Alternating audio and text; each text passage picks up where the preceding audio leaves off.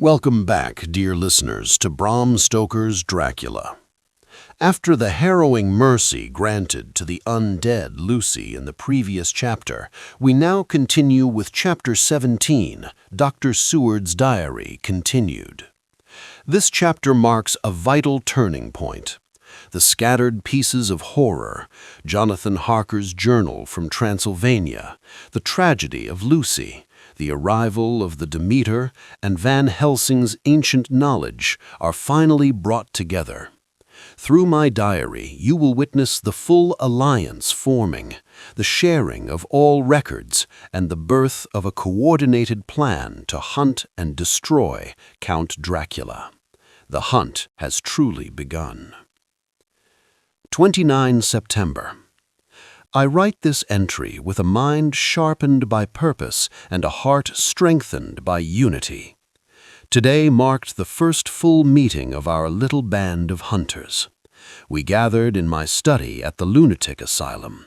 Professor Abraham Van Helsing, Lord Godalming, Arthur, Mr. Quincy P. Morris, Mr. Jonathan Harker, and his remarkable wife, Mina Harker.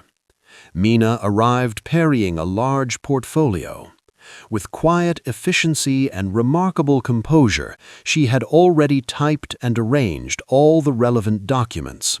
Jonathan's original shorthand journal from Castle Dracula, her own Whitby journal, the newspaper cutting about the Demeter, the log of the doomed ship, Lucy's diary entries, and my own records of her illness and final days. She has also included the notes from our recent actions in the tomb. What a woman she is! Her clear mind and practical skills are proving invaluable. She suggested that we read everything aloud in chronological order so that every member of the group may have complete knowledge. We agreed at once. For hours we sat together, listening as the full, terrible story unfolded. Jonathan's account of the castle, the three vampire sisters, the Count's unnatural strength and cold touch, the blue flames, and his desperate escape. Then the arrival of the Demeter with its dead crew and cargo of earth. Then the slow draining of Lucy's life in Whitby and London, the sleepwalking, the bat at the window, and finally the staking we performed only nights ago. As each piece fell into place, the horror became clearer. The Count had come to England in one of his 50 boxes of earth. He had used Carfax, the old estate near Purfleet that Jonathan had helped him purchase, as his first base. From there he had reached out to corrupt Lucy. When the reading was finished, a heavy silence fell over the room. Then Van Helsing spoke, his voice steady and commanding. "My friends, now we know our enemy. Count Dracula is no ordinary man.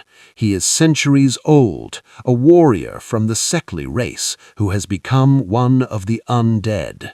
He possesses great powers, but he also has many weaknesses. He must rest in native soil during the day. He cannot enter a house unless invited.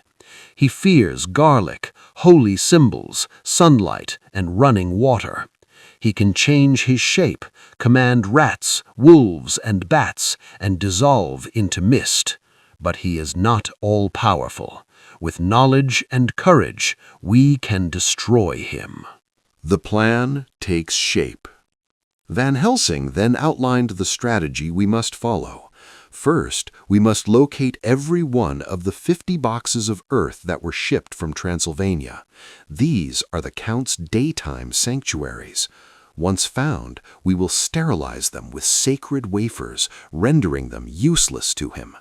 Second, we must discover where the Count has his main resting place in London. Jonathan's legal work gives us a starting point, the deeds and correspondence related to Carfax and other properties the Count has acquired. Third, we must guard the living. Mina and Jonathan will stay under constant protection. We cannot allow the Count to create more victims. Mina listened carefully and then made a suggestion that impressed us all.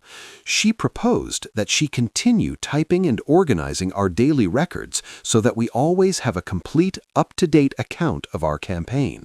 She also offered to help track the Count's movements through newspapers and public records. Jonathan Harker, though still bearing the marks of his ordeal, spoke with quiet fire. He described the Count's appearance and habits in detail and vowed to use his legal knowledge to trace every property transaction.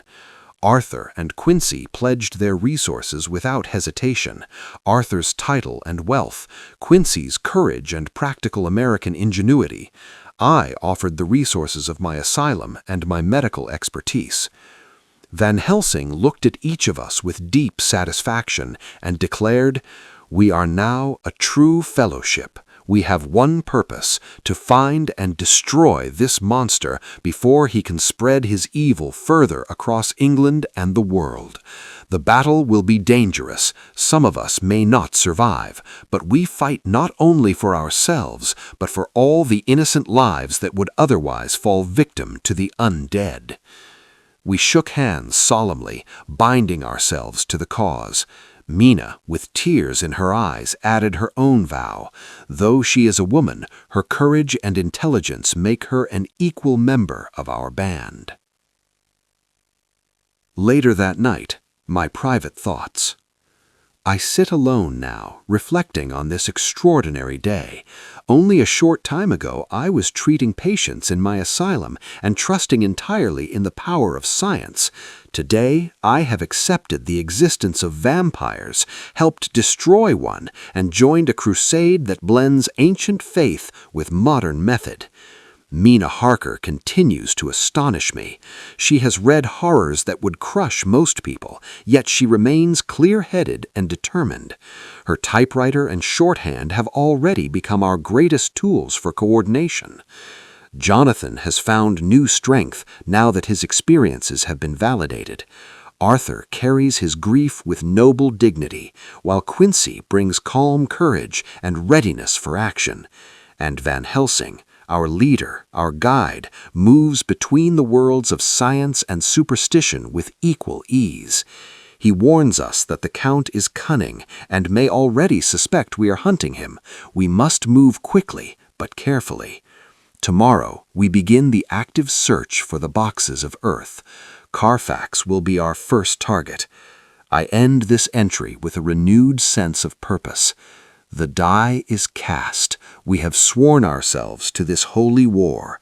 May God give us strength, wisdom, and courage in the dangerous days and nights ahead. For Lucy's sake and for the sake of all humanity, Count Dracula must be destroyed. That was Chapter 17 of Dracula, the chapter where the hunters become a true fellowship.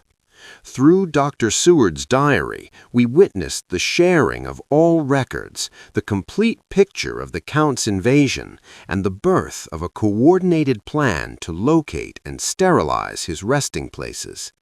Bram Stoker masterfully transforms individual grief and isolated horror into collective resolve. Mina's modern skills, Van Helsing's wisdom, Jonathan's knowledge, Arthur's nobility, Quincy's bravery, and Seward's dedication now form a formidable alliance. The hunt for Count Dracula has moved from theory to action. Carfax awaits.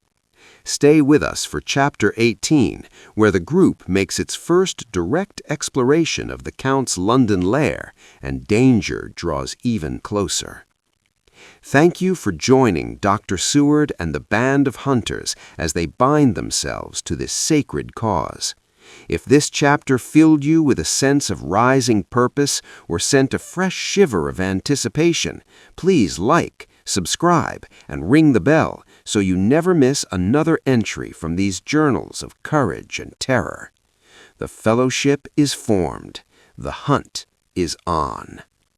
Until next time, keep your records clear, your faith strong, and your eyes open when the sun goes down.